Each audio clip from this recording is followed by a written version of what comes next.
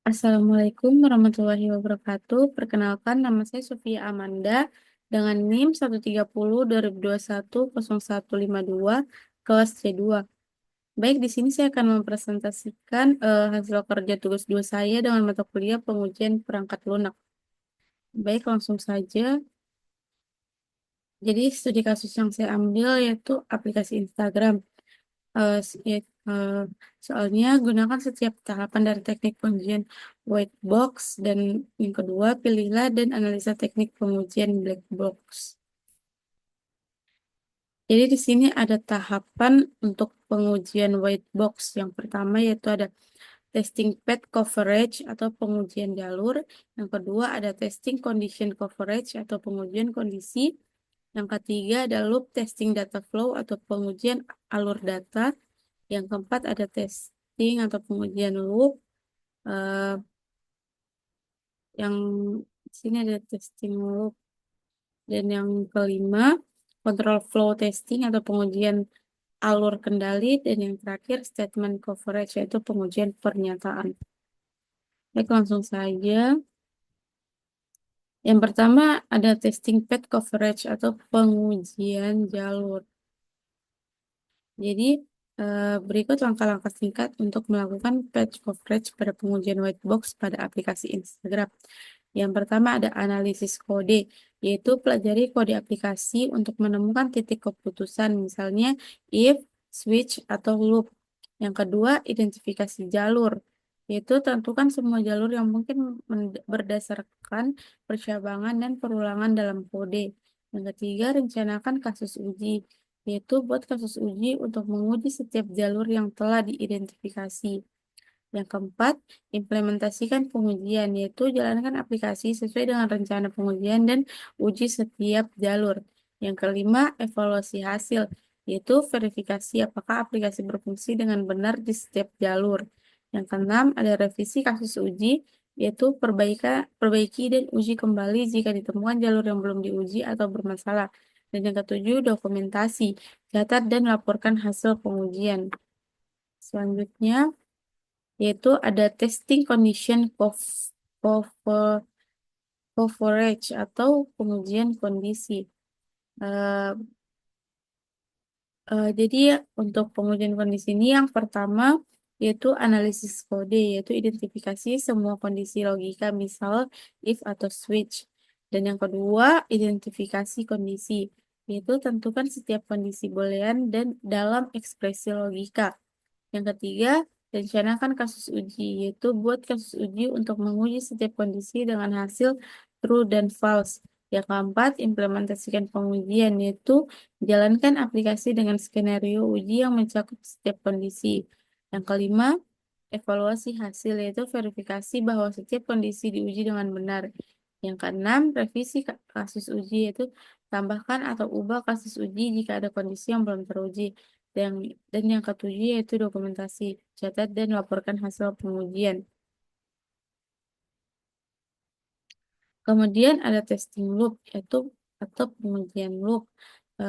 Jadi yang pertama pada pengujian loop adalah identifikasi loop, yaitu temukan bagian kode yang menggunakan perulangan, misalnya for, while, dan lain-lain. Yang kedua, tentukan skenario. Loop tidak dijalankan, yaitu 0 iterasi.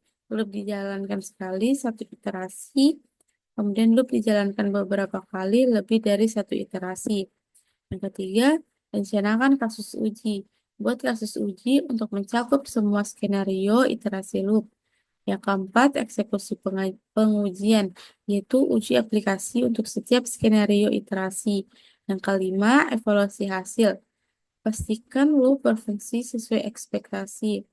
Yang ketujuh, yang keenam, revisi dan ulangi, yaitu perbaiki masalah dan uji kembali jika diperlukan. Dan yang terakhir, dokumentasi, yaitu catat hasil pengujian untuk setiap loop.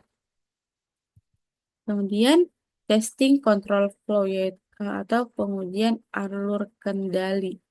Jadi pada pengujian alur kendali ada 7 langkah-langkah. Yang pertama, analisis kode, yaitu pelajari kode untuk memahami alur kendali, percabangan atau perulangan. Yang kedua, gambar contoh gambar control flow graph atau CF, CFG yaitu buat diagram alur kendali untuk memvisualisasikan jalur. Yang ketiga, identifikasi elemen yaitu pastikan pengujian mencapai node coverage atau semua pernyataan, edge coverage atau semua jalur, dan condition coverage atau kondisi true atau false. Yang keempat, rancang kasus uji yaitu buat skenario untuk menguji setiap jalur, misalnya login, berhasil, gagal, atau input kosong. Yang kelima, eksekusi pengujian. Jalankan aplikasi sesuai skenario dan catat hasilnya. Yang keenam, evaluasi. Pastikan semua jalur diuji dan perbaiki bug jika ditemukan. Dan yang terakhir, dokumentasi. Rekam hasil pengujian dan status jalur yang diuji. Contoh di sini ada contohnya yaitu untuk login Instagramnya. Jadi jalur satu username dan password benar, berarti loginnya sukses. Jalur dua eh, username atau password salah, berarti itu tandanya loginnya gagal. Dan yang ketiga input kosong, berarti error. Kemudian kita masuk ke teknik pengujian black box.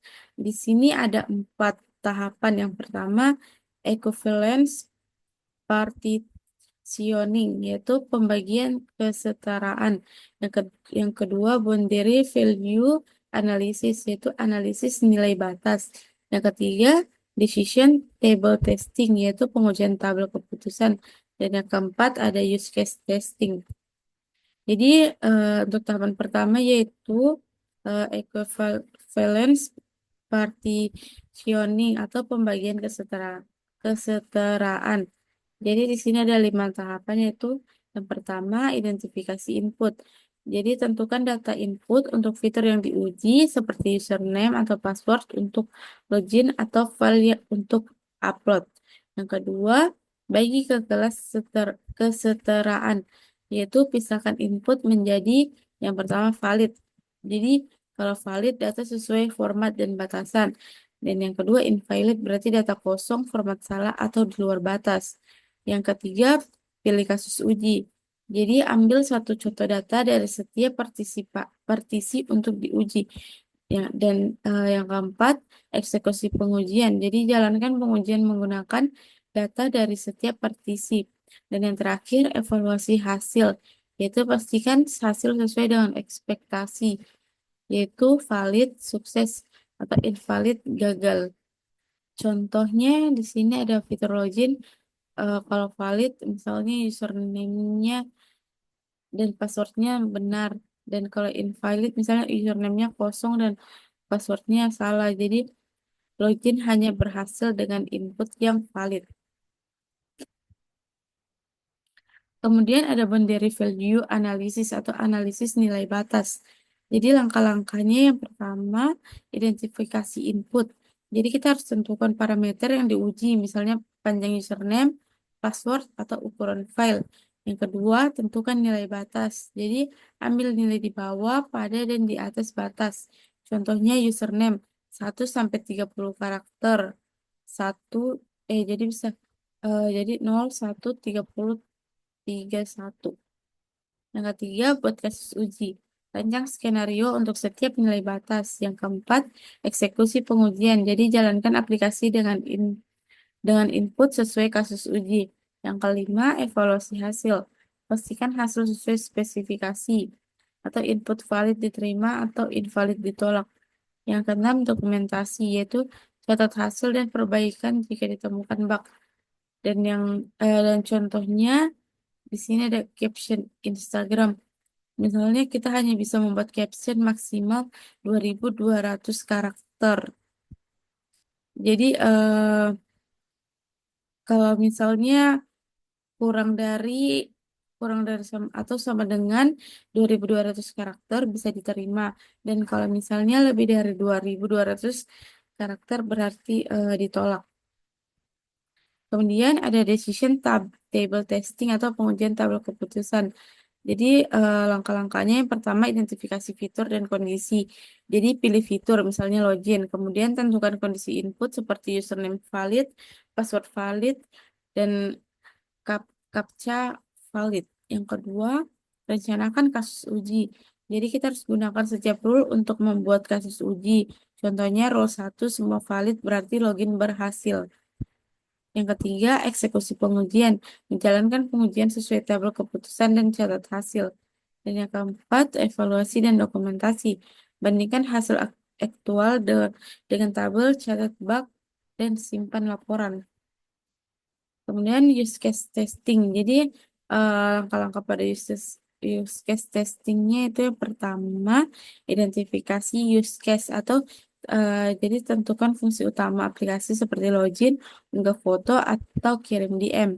Yang kedua definisikan skenario use case, yaitu tentukan langkah-langkah normal, alternatif, dan batasan setiap use case. Yang ketiga identifikasi input dan output, yaitu tentukan input atau data pengguna dan output yang diharapkan atau hasil yang terlihat. Yang keempat, rancang kasus uji, yaitu buat test case berdasarkan skenario use case yang telah ditentukan. Yang kelima, eksekusi pengujian, yaitu jalankan test case sesuai dengan skenario dan catat hasilnya. Yang keenam, evaluasi dan perbaiki, yaitu bandingkan hasil aktual dengan yang diharapkan dan perbaiki bug jika ada. Dan yang ketujuh, dokumentasi hasil, yaitu catat hasil pengujian dan langkah perbaikan.